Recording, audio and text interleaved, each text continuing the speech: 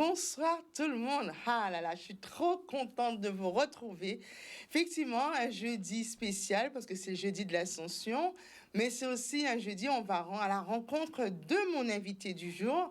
Et puis comme tous les jeudis, c'est un plaisir de vous délivrer ce petit coup de cœur que je fais avant d'entrer, comme on dit, dans le non-non de l'émission. Donc ce coup de cœur, il est symbolique parce qu'on sait que le mois de mai, c'est le mois des mémoires. On est en Guadeloupe, on a une histoire. Depuis que le 1er mai a commencé, donc c'est un rappel de nos ancêtres, un rappel des combats menés. Et j'ai choisi une personne qui n'est pas de la Guadeloupe, mais comme on dit, même bité, même bagaille. Et prenez plaisir à écouter, les paroles sont d'actualité. Et le combat, effectivement, c'est un combat d'aujourd'hui, un combat qu'on mène depuis X années et qui, j'espère, finira par gagner. Alors, je vous laisse prendre plaisir, écouter, et puis, bien entendu, danser, parce qu'il faut nous bouger. Nous confiner, sport, on y va.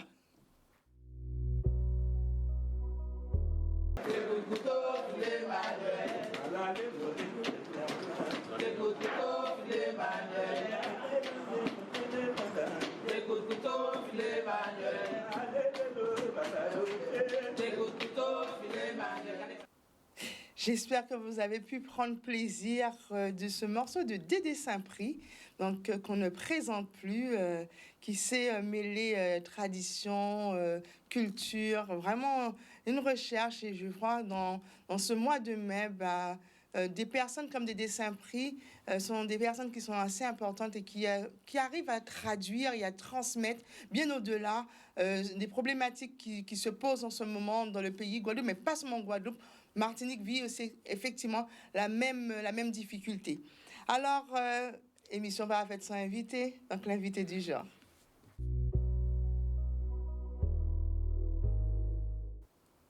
Alors aujourd'hui, j'ai plaisir à vous présenter une personne que j'ai eu l'occasion de rencontrer bien. Je pense qu'il ne s'en rappelle pas parce que, mais bon, comme on est de même profession, il va comprendre.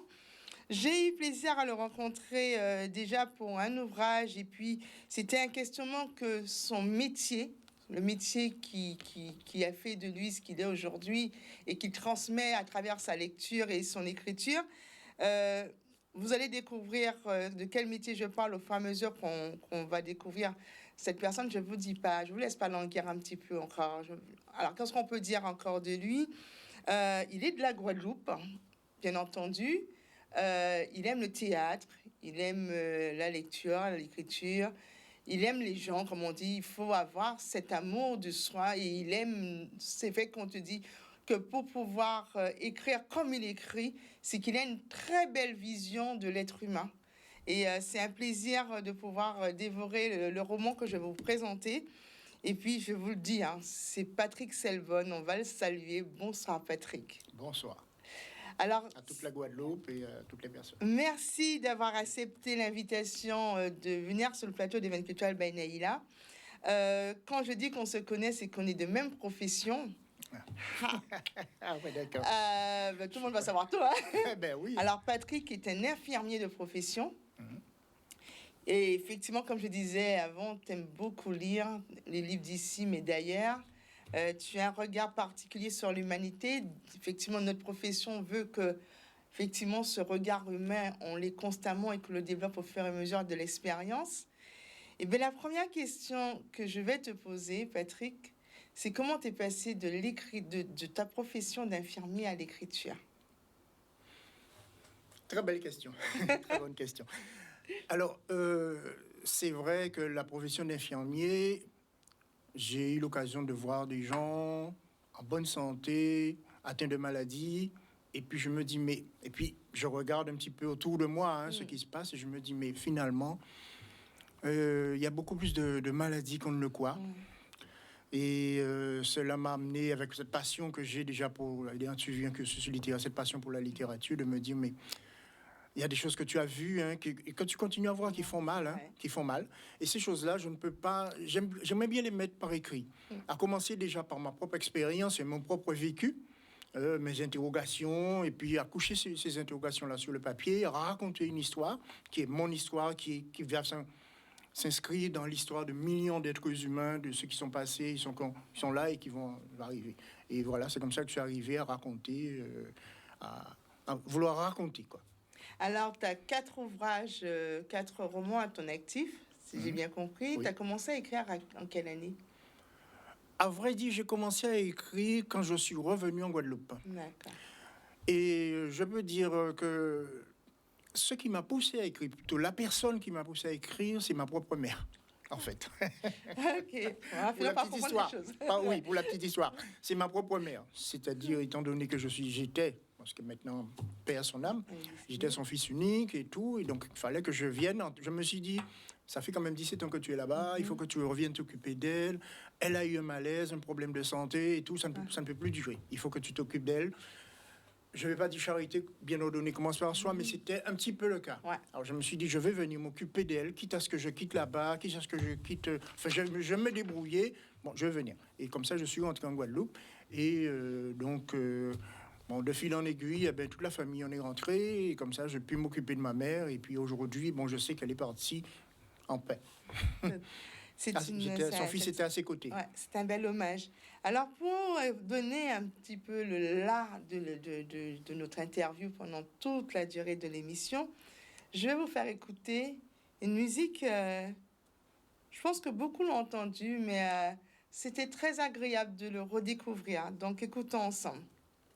Pipili Sambo, Sambo, Sambo Lambo. Pipili Sambo, Sambo, Sambo Lambo. Pipili Sambo, Sambo, Sambo Lambo. Hey, Pipili Sambo, Sambo, Sambo Lambo. Ay, ay, ay, Maria, yeah. Jean-Pierre, yeah. Gaston, yeah. Melinda, yeah.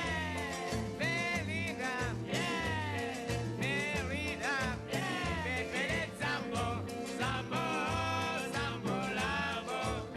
Pepele Sambo, Sambo, Sambo Lambo. Pepele Sambo, Sambo, Sambo Lambo. Hey, Pepele Sambo, Sambo, Sambo Lambo. Alors, retenez bien, Zambo, c'est effectivement une histoire d'Haïti, c'est le groupe Les Rapaces, mais vous savez que notre histoire est parsemée de mythes, parsemée d'histoires imaginaires, mais je dis imaginaire, qui ne dit pas que ça a été réel, qui le sait, justement. Et Patrick Selbonne, justement, s'est penché et nous a délivré un ouvrage signé Mambo Jumbo. Alors, pour ceux qui connaissent Mambo Jumbo, on en a entendu parler non seulement en Afrique, mais aussi aux Amériques, pas très loin de nous, aux États-Unis, en Haïti, dans la Caraïbe. C'est un personnage qui a quand même pesé assez lourd dans nos croyances et qui a même formaté certaines attitudes chez l'homme. Et avec toi, pendant toute cette émission, on va découvrir justement ce roman, mais surtout les personnages qui sont dans le roman.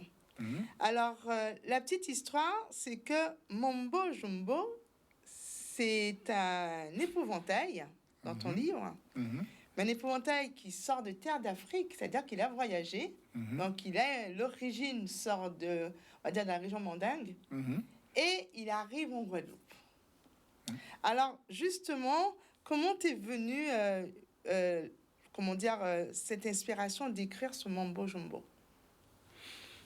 Alors, dans la vie, on a des rencontres, on fait des rencontres. Ouais. Hommes, femmes, enfants, peu importe, voilà. On fait toutes sortes de rencontres. Et comme je suis un grand passionné de lecture, et de littérature, et j'ai dit, un jour, j'ai vu un ouvrage de V.S. Naipaul, qui est de pas loin de nous, Trinidad. J'ai acheté cet ouvrage qui s'appelle Le Masque de l'Afrique. Je me suis dit, je vais voir de quoi il retourne, de quoi il est question.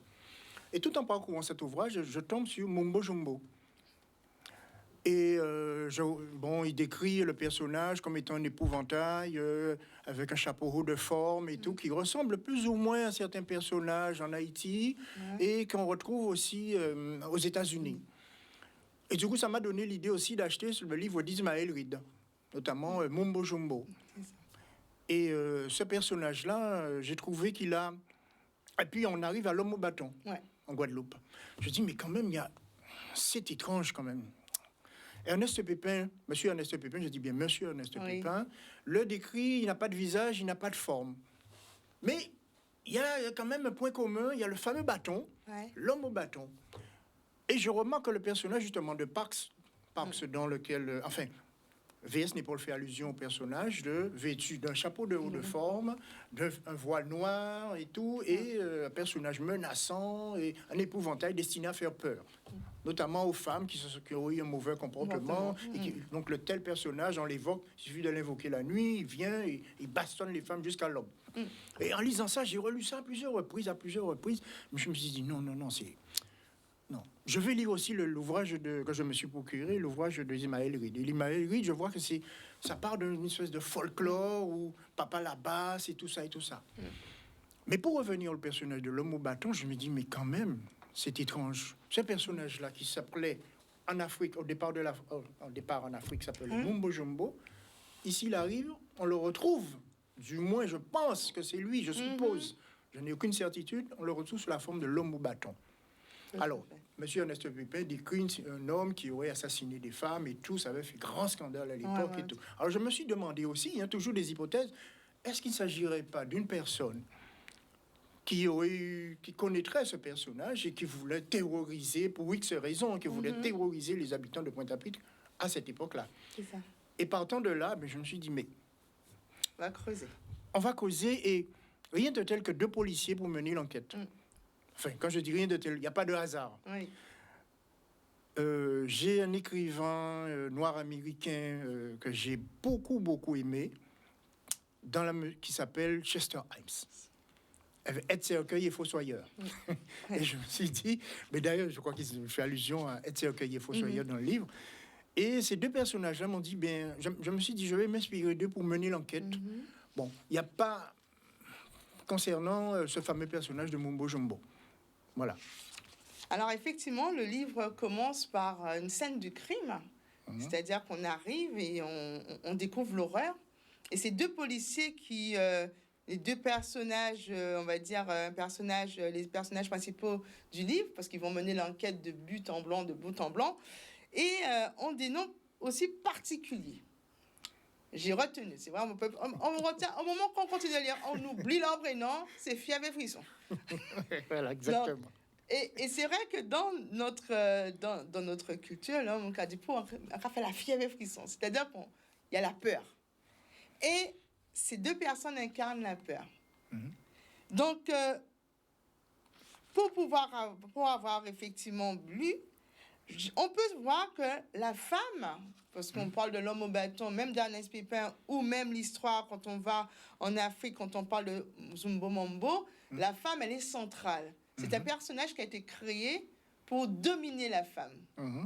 Et dans ce livre, tout au long du livre, tu retraces cette violence qui est faite aux femmes. Est-ce qu'on a bien résumé? Alors, je dirais que c'est une violence... Oui, pour reprendre le propos, je dirais que c'est une violence qui est basée sur la peur. Moi, je dis que, bon, ma mère, elle est défunte, mais la cause des femmes, je peux comprendre. Je me dis, mais nous, les hommes, est-ce que nous n'avons pas un problème aussi? Nous n'avons pas un problème. Parce que je me dis, mais la représentation qu'on se fait des gens n'est pas forcément la réalité. Et dans le personnage de Mumbo Jumbo, c'est un personnage destiné à faire peur. C'est ça. Et la peur, elle conduit à la violence. Donc, l'ouvrage est traversé par beaucoup de violence, beaucoup de violence, mais surtout une violence faite aux femmes. Et cette violence qui est faite aux femmes, elle est justement due, dans la plupart des cas, on s'aperçoit, due à des peurs, à des angoisses, la femme représente un mystère de tout temps. Je n'ai qu'à prendre le fameux mythe d'Adam et Ève. C'est la femme qui introduit le péché dans le monde, et etc. etc. Dans pratiquement toutes les histoires mondiales, on retrouve l'idée que la femme, c'est quand même, bon, c'est mauvais, c'est machin. Mais ces histoires-là, il ne faut pas oublier qu'elles ont été écrites par des hommes la plupart du temps. Donc, si on comprend bien, donc c'est vraiment ancestral, on dit... Parce que c'est vrai que quand on regarde l'histoire de base, la femme n'était pas systématiquement tuée, mais elle était battue. C'est-à-dire que quand on a dit en introduction, elle avait fait une action mauvaise, le soir venu, Jumbo Mongo venait la punir. Et la punir de quelle façon? Par la flagellation. La flagellation, la bastonnade. La bastonnade. Et j'ai retrouvé aussi un roi d'Afrique, le roi Jaguar, qui effectivement, on sait qu'en Afrique, la polygamie est autorisée. Et pour pouvoir contenir toutes ces femmes, parce qu'on sait très bien que la jalousie, Bien sûr. elle est bien présente, avait cédé et avait raconté l'histoire à une de ces femmes.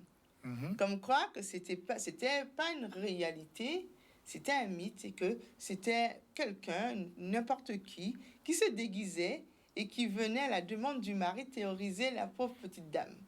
Sauf que ça a fait boule de neige. C'est-à-dire que, au cas où nous passons à une bouche en nous, ça s'est propagé dans la contrée. Sauf que les hommes, voyant qu'ils étaient menacés, sont venus voir le roi pour dire qu'il faut dire à sa femme que ce qu'il a raconté, c'est pas vrai. Il a refusé. Donc, le vraiment beau Jumbo est apparu, parce que les gens, faut garder cette réalité, ils ont tué le roi et la femme. Et depuis, effectivement, l'histoire du meurtre, de l'assassinat, a commencé à faire face. Donc, quand on regarde dans le livre, donc, premier meurtre, on voit que c'est une violence inouïe, mais il y a un viol. Alors, c'est vrai que durant ton écriture, on voit que c'est une écriture romanesque de la sexualité. Est-ce que je peux dire, est-ce que les personnes qui vont acheter le livre, qui vont le découvrir, ou ceux qui l'ont déjà lu, peuvent dire que cette violence traduit notre réalité? Oui, je dis qu'elle traduit notre réalité, parce que moi, quand je regarde... Moi, je suis l'actualité, je suis dans le monde, je suis un citoyen du monde, je ne peux pas être indifférent à ce qui se passe autour de moi. Il y a un nouveau mot qui est apparu, qui est très utilisé en ce moment, le mot féminicide. Il n'y a pas une semaine qui se passe où on n'entend pas parler d'un type a tué sa femme, il a tué, et des fois ses femmes et enfants qui suivent, partout, en France, dans tous les pays, il y a des meurtres comme ça. Et souvent, mais je me dis, mais en tant qu'homme, mais qu'est-ce qui peut pousser un type à te rends compte, tuer une femme? Mais des fois, mais comme le dernier fait divers que j'ai trouvé particulièrement horrible, le type qui tue la femme et qui l'enterre sur une dalle de béton et tout. Mais je me dis, mais le mécanisme mental qu'il faut pour faire ça, c'est quelque chose d'absolument effrayant. C'est-à-dire, comme disait, je reprends un des propos de Chester Himes, tout être humain est capable du meilleur comme du pire. Et là, c'est vraiment le pire. Mais la pire, il vient par la représentation, pour reprendre les propos d'Etty et le Somme, c'est la représentation qui nous joue de mauvais tours. Et on se fait une idée de la femme. Et cette idée-là, la femme imaginaire que l'homme s'imagine doit correspondre à la personne. Alors que non, la personne, elle est libre d'avoir des sentiments, elle est libre d'aller, de venir. C'est une être humain à part entière, avec ses qualités, avec ses défauts. Et ça, c'est particulièrement difficile à accepter pour certains individus qui, pour eux, l'amour, c'est là où la confusion aussi est dans le roman. On s'aperçoit qu'il y a une forme de confusion, une confusion entre les sentiments et l'amour. L'amour, c'est vraiment le sentiment... Enfin, quand je dis les sentiments et l'amour, il y a d'autres sentiments qu'on confond avec l'amour, mais les sentiments de possession, l'idée de posséder quelqu'un, absolument faire que la personne... On dit que même si on enferme un individu dans une cage dorée, ça reste une cage. Et le meilleur, on dit que... Et je ne sais plus quel auteur qui a dit ça, mais la meilleure preuve d'amour qu'on peut donner à quelqu'un, c'est de l'accepter tel qu'elle est et faire preuve de l'accepter dans toute sa diversité, dans toute sa liberté. Dans tout ce qu'elle représente, dans tout. C'est ça l'amour, me semble-t-il. Mais il y a des individus, malheureusement, qui ne comprennent pas ça comme ça. Pour eux, l'amour, ça veut dire je possède, je tiens, je capture. Non, on ne capture rien du tout. Donc, effectivement, comme tu l'as dit, on est dans Pointe-à-Pitre, on est dans les quartiers en plus dits sensibles maintenant, comme on aime à le dire, Mortenol, le quartier de Fouillol. On parle même du Mémorial Acte, le fameux quartier... où on a un super beau bâtiment, mais que si on regarde derrière, on voit la misère humaine. On gratte la vernis, on voit le vernis des apparts. On voit très bien ça. Alors, on voit qu'il y a énormément de mots, MAUX, décrits dans le livre. C'est vrai qu'on a parlé de la violence faite aux femmes, de la violence sexuelle, parce qu'il n'y a pas seulement les coups, mais aussi de cet élan... qui a touché les jeunes à travers les 32 communes où Mombo Zambo Jumbo. Momo Jumbo a semé sa petite semence, comme par hasard, on va dire. Enfin, les femmes tombent enceintes et accouchent comme par hasard. Et ça te permet d'explorer justement cette recrudescence d'IVG qui a touché la Guadeloupe. Donc, cette relation subtile que tu fais entre Mombo Jumbo et justement, parce que là c'est la jeunesse, la femme, comment tu l'expliques? Alors, je sais qu'il y a très peu, et j'étais très content d'entendre, il y a un auteur qui a sorti un ouvrage, je crois, concernant les semeurs de sperme. Ouais. Et ça, j'ai trouvé ça, j'ai dit, oh, voilà, ça me rappelle quelque chose quand je travaillais sur ce roman. Et il arrive que j'ai déjà croisé des gens, et mettant moi-même un petit peu issu de cela, des enfants, beaucoup d'enfants, des gens qui se sont même des fois de mon entourage. Hein. J'entends des hommes se vanter qu'il y a une petit monde par-ci, un petit monde par-là. Ouais. Et ça m'est arrivé d'écouter. Je suis là, je ne dis rien, je suis pourtant là, mais je me dis, mais c'est quand même extraordinaire. En quoi cela est glorieux? Qu'est-ce qu'il y a? Pourquoi se vanter de cela? Je vois pas l'intérêt de se vanter de cela. Ni Timon là, ah ouais, ni tel Timon tel côté. Et dans ma profession, j'ai eu un monsieur une fois qui, je le soignais, il vient comme ça un après-midi et il me dit, ah, ni 15 Timon et tout, machin, comme ça. Il se vante qu'il a 15 gamins et tout. Je lui dis, ah bon, ni 15 Timon. Mais j'ai pas pu, c'est parti comme Ouais. un coup de fouet. Ouais. J'ai pas pu m'empêcher de lui dire, d'accord, mais occupé. Oui, effectivement. Alors bon, Encore le mal de notre société. ça c'est la petite anecdote, mais c'est vrai que moi ça m'interpelle toujours. Et je me dis comment il y a je crois que c'est Marek Alter qui disait de regarder, ou je sais plus si c'est Gandhi qui parlait que de voir comment on traite les animaux, on traite les femmes aussi, un peuple traite ses femmes, ça donne une idée de ce peuple. Et on se demande si ce peuple effectivement il pourra aller de l'avant en maltraitant les siens. Nos femmes, ce sont nos femmes. Donc, ce sont elles qui nous portent, ce sont elles qui nous donnent la vie, ce sont elles qui nous prennent soin de notre éducation. Mais si on les maltraite, eh bien, que va rester pour demain? Effectivement, le fil conducteur de ton livre, c'est les histoires sont distinctes. On voit, quand on commence, quand Fièvre et Frisson commence l'enquête, on a l'impression que c'est bon, ils sont arrivés, ils ont trouvé le coupable, c'est terminé. Et subitement, on repart dans une nouvelle histoire et on découvre qu'effectivement, il n'y a pas été bon du tout. Ils n'ont pas du tout trouvé le coupable. Et pourquoi je reviens à Fièvre et Frisson? Parce que Fièvre et Frisson, ils ont une particularité qui est aussi un mal du siècle en ce moment. On voit que c'est deux policiers, mais des policiers terreurs. Des policiers qui, effectivement, détiennent l'autorité, est censé nous protéger. Mais pour avoir des indices, pour avoir le coupable, use énormément de violence. Je ne peux pas lire parce que c'est vrai que quand on le lit, c'est poignant, c'est hyper violent. Justement, quel est le rôle justement dans le livre de Fièvre et Frisson dans ton ouvrage? Qu'est-ce que tu veux faire émerger? Ce que je veux faire émerger, c'est que nous sommes dans toutes les sociétés aujourd'hui. Je crois qu'il n'y en a pas une qui échappe à la violence. Toutes les sociétés sont violentes. Toutes.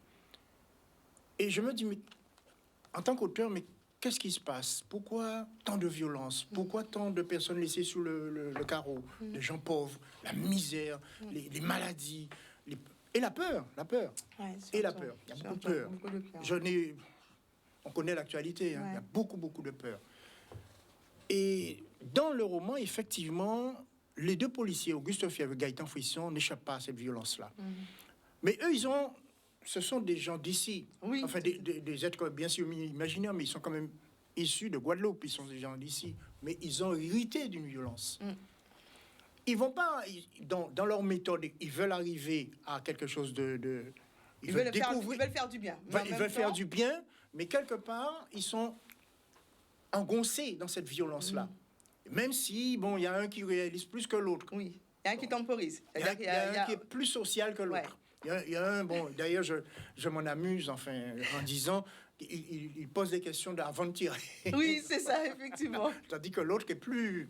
Ça va tout de suite. Tout de suite. Bon. Et ça, c'est quelque chose qui se voit aujourd'hui. C'est-à-dire que même quand je vois je regarde l'actualité, aussi bien l'actualité des Gilets jaunes, enfin toute l'actualité en France, en Guadeloupe, partout, je vois qu'il y en a qui n'ont pas le temps pour discuter. Hein. Ils sont policiers, mais il y a pas, on discute pas. Hein. Moi, j'ai l'uniforme. Excusez-moi l'expression. Bon, ben, tu la fermes et tout, tu fermes ta gueule. Moi, j'ai l'uniforme et voilà. Et bon, c'est comme ça. Il n'y a pas à discuter. Ouais. Coupable ou pas, j'en ai rien à foutre que tu sois coupable. Voilà. Ouais. Et ça, c'est une violence qui est inacceptable.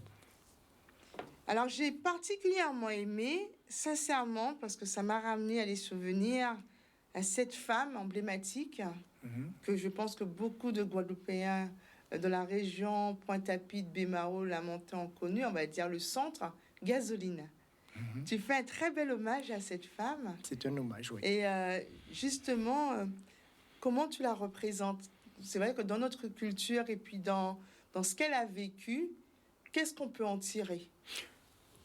La dernière image que j'ai gardée de Gasoline, je me souviens un jour, je sortais du travail et je prenais la direction pour aller chez moi. Je sors comme ça du CHU et je repars. Et je me tourne comme ça sur la gauche et je la vois qui va pour rentrer dans l'hôpital. Mais ça m'a... Je dis, c'est incroyable, un gars style, la madame, la madame qui n'est de Simone. Et les gens qui... machin de nerf. Il y avait deux individus qui la regardaient, machin, des gens dans le mépris. Je me dis, mais quand même, c'est inouï. C'est inouï qu'on en arrive à... C'est une femme. Hein, c'est une femme qui est traitée de cette façon, peu importe son parcours de vie, mais de voir comment la personne finit comme ça dans la rue, ça n'a rien de... Je ne peux pas m'en réjouir. Je ne peux que avoir de la peine au cœur, quoi. Mais justement, c'est là qu'on voit le corps, on va arriver justement, le corps de la femme. Le corps de la femme qui est soit démystifié, soit envié, soit... Et c'est dans notre société. Et Gasoline, effectivement, représentait aussi ce versant. Il y avait l'homme au bâton qui punissait justement ces femmes envieuses de leur forme. Et Gasoline l'a subi pas par l'homme au bâton, mais ça a été effectivement cette transposition de regard de l'homme vers elle. Et sa réaction, parce que pour les gens qui ne la connaissent pas, sa réaction a été toujours désinvolte. Tout à fait. Elle n'a jamais répondu de façon choquante. Au contraire, elle a joué le jeu. Elle est rentrée dans la perversion, justement, de ces personnes qui la traitaient. Mais en même temps, on en parle, mais il y a aujourd'hui une admiration pour cette femme. Oui. Parce qu'elle a su détruire des codes. Tout à fait. Mais moi, alors, pour les gens qui connaissent un peu cette histoire, ce qui est quand même extraordinaire, c'est de voir, par exemple, l'autre jour, j'en parlais avec ma femme et on parlait des canons de la mode. Les canons, pour faire un petit peu le parallèle, les canons de la mode, des femmes avec un corps machin, il faut être comme ça, ça représente la beauté. On a créé une case. C'est ça. Et les femmes qui ne rentrent pas dans cette case-là, eh bien, elles sont, mais machin, donc elles sont à la limite vouées au mépris, vouées à l'abjection. Bon, elles ne sont pas bonnes, il faut les mettre de côté. Non, ce sont des femmes. Tout à fait. Elles ont leur place. Elles ont leur place. Elles ont eu des grossesses qui ont modifié leur corps, peu importe, mais ce sont des femmes et qui restent. N'empêche qu'il y en a qui ont beaucoup d'attrait et il y en a, comme on dit, il y en a pour tous les goûts. Et il y a des et ça, moi, j'ai des gens qui créent des cases comme ça. Je trouve ça aussi. D'ailleurs, et Gasoline, je trouvais qu'elle a. Tu disais tout à l'heure qu'elle s'en fichait, qu'elle machin. Oui, mais parce qu'elle a compris. Elle avait très bien compris que c'était la meilleure façon de s'affranchir justement de ce moule dans lequel qu'on l'avait mise. Et donc, pour moi, c'est quand même, il fallait absolument que j'en parle. Quand j'étais en train de travailler sur cet ouvrage, l'idée de cette femme et de cette fameuse après-midi où je l'ai vue, c'est cette dernière image que j'ai gardée d'elle. Je ne pouvais pas m'empêcher de dire non, mais elle mérite un hommage, cette femme. Je ne vais pas modifier le nom du personnage, je vais le garder sciemment. Gasoline. Et les gens qui l'ont connu vont se poser la question. En l'occurrence, toi. C'est vrai que je suis de Baie-Mahault et je me rappelle à chaque fête de commune, c'était l'ambianceuse. Elle vivait. C'était vraiment l'ambianceuse sur le podium. Moi, en tout peu cas, importe son parcours, peu importe son parcours de vie, cette femme vivait. Et j'ai entendu dire que ceux qui effectivement l'accablaient, comme on dit, en pleine lumière, dans l'ombre, il agissait différemment. Ah oui, tout à fait. Ça veut dire qu'on on a cet esprit de masse. Voilà. Et la Et- peur, justement, joue avec la masse. Mm. La peur, on n'a qu'à... Aujourd'hui, nous sommes dans une période où la peur est là. La peur est là, elle est tenace. On se dit, à moi bientôt la victoire. Mm. La peur, donc les gens ont peur. Quand les épidémies apparaissent, eh bien, la première ce qui apparaît, c'est la peur. La peur. On a peur de l'autre, on a peur que l'autre vienne me contaminer, je m'en méfie, et ainsi de suite. Alors, c'est vrai qu'il faut aller l'acheter, franchement. Lisez-le. Je veux dire, j'ai lu en 1h30. Oula. Faut dire. Ah, d'accord. J'ai lu en 1h30. Notre société aussi est mêlée. On transpose cette réalité, mais dans l'imaginaire, dans ce qu'on appelle les rites ancestraux, Mhm. ça a formé ton livre, ça l'a bercé pour permettre de retirer, d'extirper le mal de chaque être qui est dans le livre. Parce que c'est vrai on parle pas de sorcellerie, on veut pas dire sorcellerie, mais même chez un des policiers, on le sent très présent. C'est-à-dire qu'il y a des choses qui ne sont pas expliquées et qu'on n'a pas envie de dire que c'est de la sorcellerie, mais on va dire que c'est une empreinte chez nous. C'est-à-dire qu'il est policier, il est censé être rationnel. Ouais. Quelqu'un de raison, rationnel et tout. Et il y a un fait, d'ailleurs, tu as vu le fait qui arrive chez lui. Et C'est un bon moment. c'est un bon, mais c'est pour ça. Il est rationnel. Il est rationnel. Il se dit non, moi je suis rationnel, je suis policier, je mène une enquête, je m'appuie sur des faits concrets. Mais on s'aperçoit qu'il a une faille. Ouais, Un événement arrive chez lui c'est ça. et il a une faille. Et il peut pas l'expliquer. Et il ne peut pas l'expliquer. À partir du moment où il ne peut pas l'expliquer, il verse dans l'irrationnel. Il appelle son copain tout de suite. Enfin bref, tu connais l'histoire. Il appelle son copain. Et le copain dit arrête, bon, machin. Mais lui, l'autre, comme c'est plutôt la masse, la brute. Enfin, j'ai dit la brute. Non, c'est plutôt celui qui, bon, j'ai pas de temps à perdre. Moi, j'y vais tout de suite, droit au but. Celui-là m'emmerde. Bon, bah, allez, je tire. Et après, je pose des questions s'il le faut. Mais il y a un, effectivement, celui donc, auquel l'événement est arrivé, ben, il a une faille. Parce que ben, je pense que tout un chacun peut... Alors, je me suis basé sur un fait divers que j'étais enfant. J'avais assisté à ça et ça m'a suivi durant mon adolescence, pendant mes études, même aujourd'hui que je suis devenu adulte, ça m'avait beaucoup interpellé. J'allais au lycée Carnot à l'école et un matin, je vois un attroupement du côté d'un des magasins, enfin, du côté de la place de la Victoire. Je vois un attroupement là, je me dis, mais qu'est-ce qui se passe? Donc, je devais suivre, mais je me suis dit, non, quelques minutes, je vais bifurquer. Je sais que maman ne sera pas contente, mais je bifurque pour regarder ce qui se passe. Je m'approche de la foule et tout. Je vois que les gens sont debout devant un petit cercueil, devant un magasin. Il y avait un petit cercueil. C'était la période, il y avait un petit cercueil devant un magasin, mais un attroupement et personne n'ose toucher le Ah ben oui, Personne n'a touché le... D'ailleurs, je crois que dans un de mes romans, j'en parle. Personne n'a touché le petit cercueil. Mais c'était visible, je me suis dit, des années plus tard, après avoir fini mes études et tout, je me dis, mais les gens ne touchaient pas au petit cercueil. Non pas parce que c'était l'objet lui-même qui était effrayant. Non. Mais c'est parce que la C'est peur... La représentation, la peur que l'objet provoquait. Personne n'osait toucher. On ne sait pas à qui c'était destiné. Personne n'osait y toucher. Et le magasin restait fermé, là, je ne sais plus, je suis parti. Plus. mais il y avait une peur, là. La peur, elle cristallisait l'attention des gens, là. Et la peur de la mort, en sorcier, en butin. Et je me dis, et après coup, parce que en tant qu'enfant, je pas, mais c'est après, les années plus tard, je me dis, mais la personne avait réussi son coup, finalement. La peur, elle avait réussi son coup. Donc, elle a provoqué une peur, voilà. Et je pense que toutes les histoires, tous les contes qu'on nous raconte pour justement que l'enfant soit obéissant, c'était ça. C'est pour ça que je dis que quand on a Mambo Jumbo depuis l'Afrique qui génère une peur, eh ben, cette peur est arrivée en Guadeloupe et elle prend différentes formes, mais elle fait son travail. Mais dans le roman, effectivement, deux sœurs, hein, dont la mère leur raconte l'histoire de Mumbo Jumbo, et c'était sous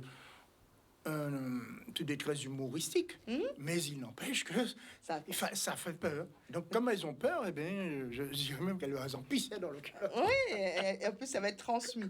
Donc, on va pas raconter tout le livre, Oui, parce que voilà. sinon, vous n'avez pas à l'acheter, Sauf que vous dire que Mambo Jumbo a un visage.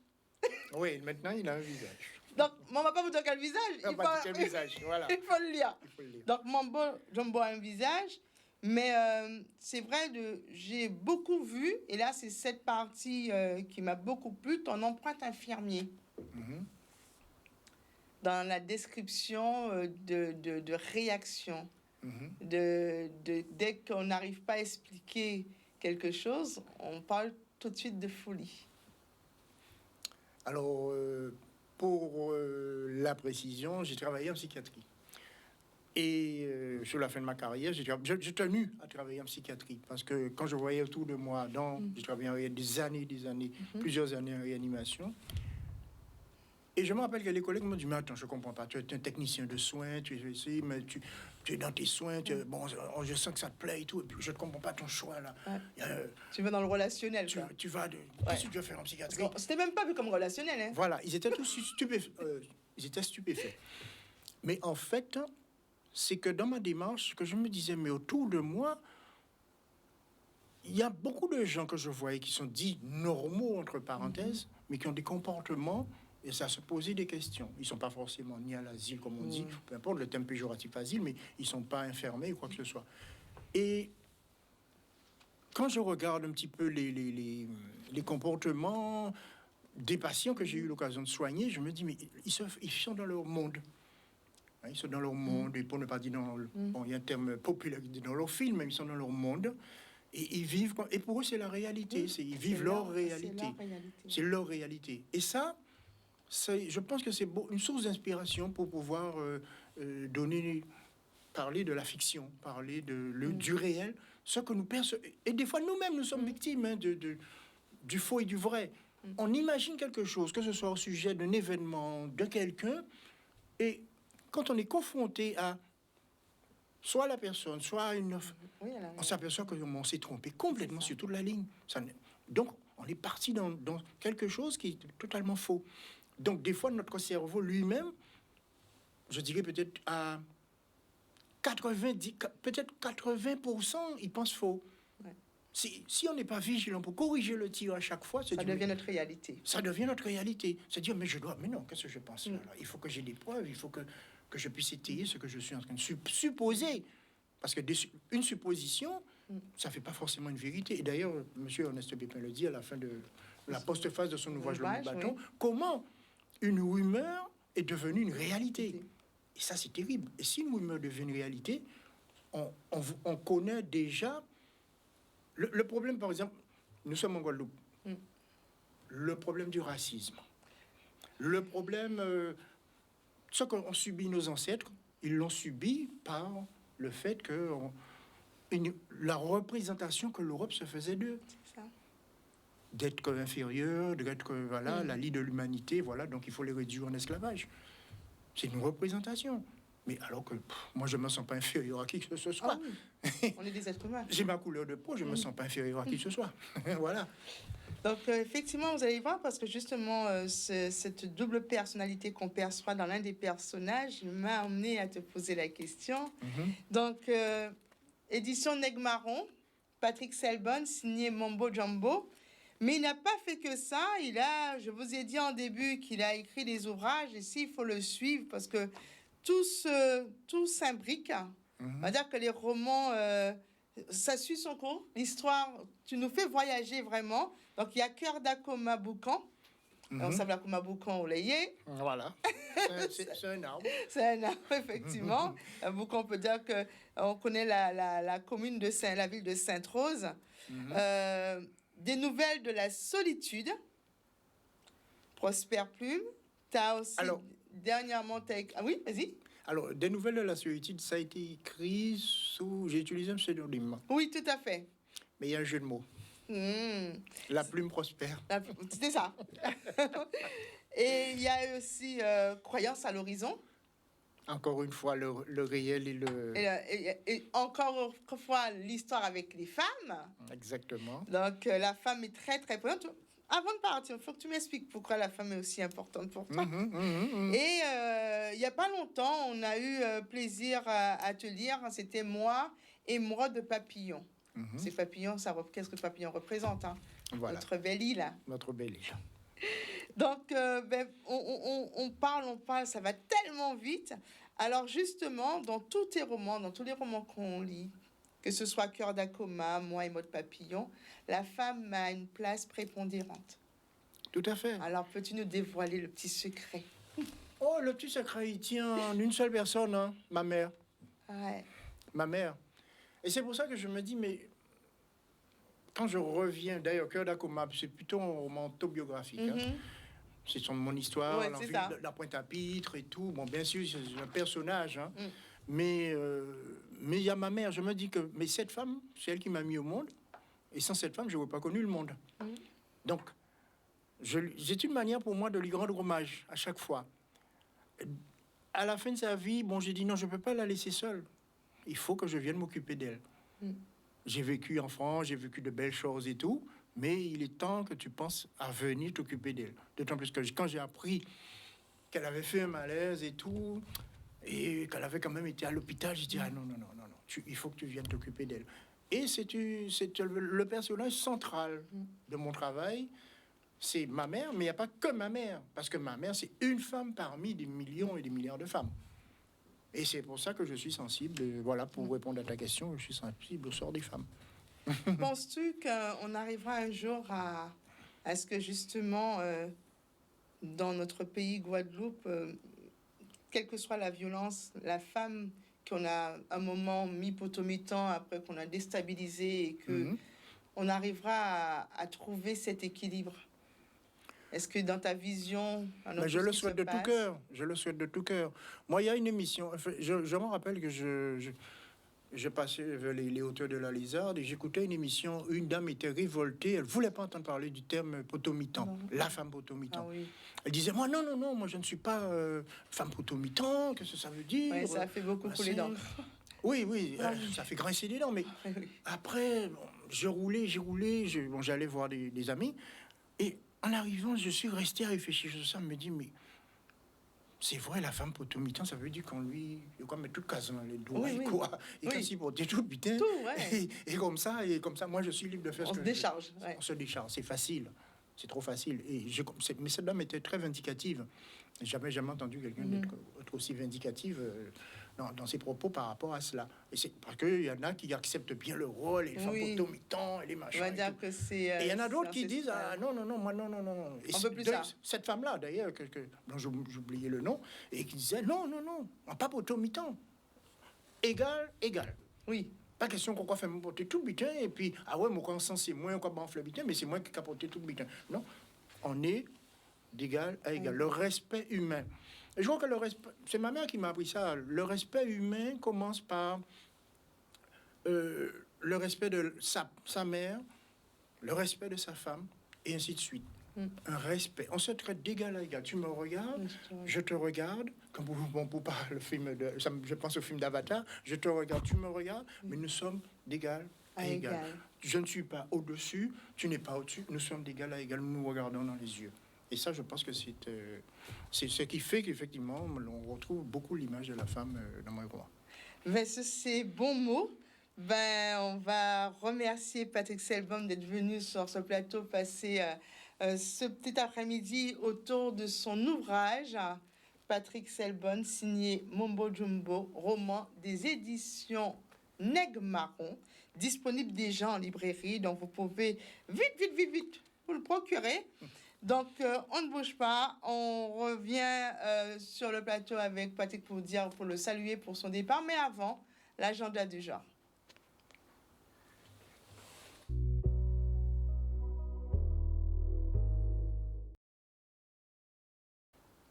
Alors, c'est vrai qu'il n'y a pas énormément de manifestations. La crise sanitaire, effectivement, fait que tout est restreint, mais je vous ai découvert des petits trucs qu'on peut. Il y a un concours d'écriture de poésie qui est ouvert à tout poète amateur du 7 mai au 5 juin.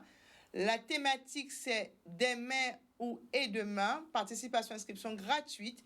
Vous pouvez appeler au 0600 90 92 76 20 ou aller sur le site web con-poésie21.xz ou par mail, bien entendu, guywill700@gmail.com. Alors, c'est vraiment ouvert à tous, la participation. On sait qu'on a le temps d'écrire, le temps de l'écriture, donc dans 6R. Donc, profitez de ce temps pour justement vous découvrir. Alors, l'œuvre en soi, c'est une exposition numérique. Donc, cordialement invité à visiter cette exposition. Ça va du 27 avril au 27 mai. Donc, on va dire mois de mai, mois de mémoire. Présentation d'œuvres réalisées à l'aide de l'intelligence artificielle. Vous allez sur le site www.michel avec un E, Casanove, CAZANOVE.com. Et bien entendu, tous les livres disponibles en ce moment, je vous ai sélectionné quelques-uns en ce moment disponibles en librairie, c'est de Henri Debs Bistouquet, Réflexion personnelle et non hiérarchisée sur nos comportements par un consommateur guadeloupéen mais qui se soigne, toujours aux éditions Nègre Marron.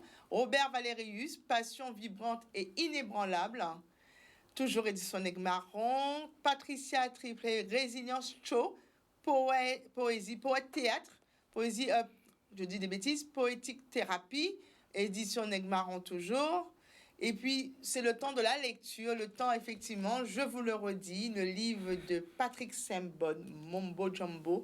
Si vous avez vu, on a, dans notre littérature, il a parlé, effectivement, de L'homme au bâton d'Ernest Pépin et bien entendu de l'œuvre d'Ismaël Reed aussi, qui parlait du Mombo Jumbo. C'est une histoire que je pense qu'on nous a racontée quand on était petits. C'est des histoires pour que nous enfants, on puisse être tranquilles, ou bien nous, femmes, en grandissant, en disant, fais attention. Donc, c'est avec un plaisir que j'ai pu lire ton livre. Je te remercie de ta présence. Je remercie vraiment d'avoir accepté l'invitation. C'est moi qui remercie. Comme diraient les gens, nous avons passé un moment délicieux. Tout à fait. Donc, il est vraiment l'heure de se dire au revoir. Mais avant, comme tout à l'heure, le teaser, vous savez, le conseil départemental a lancé justement ce mois de mémoire sur une série de 10 épisodes Coco et Abricots. Donc, à 17h, vous aurez le 5e épisode. Donc, le 5e épisode, excusez-moi. Et je vous montre, effectivement, on a un avant-goût, le teaser, pour vous montrer les deux personnages de ces épisodes Coco et Abricots. Mathieu et Nouma, vous venez d'être activés. Votre mission, si vous l'acceptez, est de réaliser 10 vidéos sur l'histoire de la Guadeloupe. Des agents historiens seront là pour vous aider dans votre tâche, ainsi qu'une équipe de production. L'équipe du département de Guadeloupe vous souhaite bonne chance dans votre mission. Ça a l'air cool comme mission, ça. Faudrait que je m'y mette sérieusement. Faut que je m'y mette sérieusement. Ouais, sérieusement. Sérieusement. La mission commence maintenant. Ouais, faut vraiment que je m'y mette sérieusement. C'est parti. Nos deux agents, un mois après, se lancèrent enfin à corps perdu dans l'écriture de leurs vidéos. Et sinon, Nouma, tu t'y connais un peu, toi, en histoire de la Guadeloupe, tout ça Bah oui, bien sûr. Qu'on paie lapin, qu'on pèse en bas, tout ça, quoi. Et toi? Oui, pareil. Il y a Cric, il y a Crac, il y a Mystic Creek, il y a Slacozo, quoi. Bien, ça. On est bien. On est chaud. Je pense qu'on devrait quand même appeler les experts. Ou des historiens. Ah ouais, des historiens, c'est pas Je mal. me dis, tu vois, vidéo d'histoire, historien. Il y a un lien, on peut... Bon, on s'y met, quoi. Après avoir reçu des fiches d'histoire par des spécialistes historiens de l'histoire de la Guadeloupe, nos deux compères se mirent vraiment au travail. Mathieu, il y en avait un aujourd'hui? Non, je crois pas, on en retient, t'inquiète.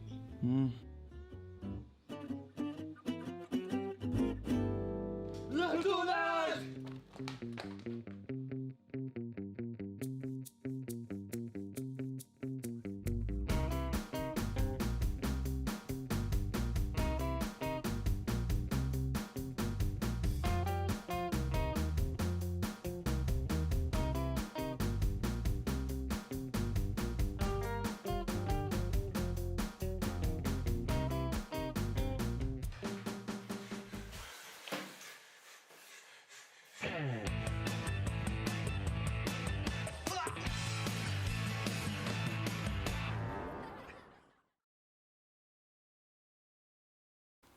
Alors, ne ratez pas l'épisode de ce soir à 17h, cinquième épisode. Donc, on remercie à nouveau Patrick pour sa venue. C'est moi, Et merci. on remercie Jordan pour la réalisation de cette émission. Et puis, bien entendu, c'était hier la journée internationale des infirmiers. Big Foss à tous ces soignants qui sont au quotidien à côté de leurs patients. On a une pensée positive cet après-midi pour vous parce que il y aura travail. Pas de travail. Donc, on est de tout cœur avec cette profession. Et puis, je vous dis, comme tous les jeudis, restez connectés, pas lagués.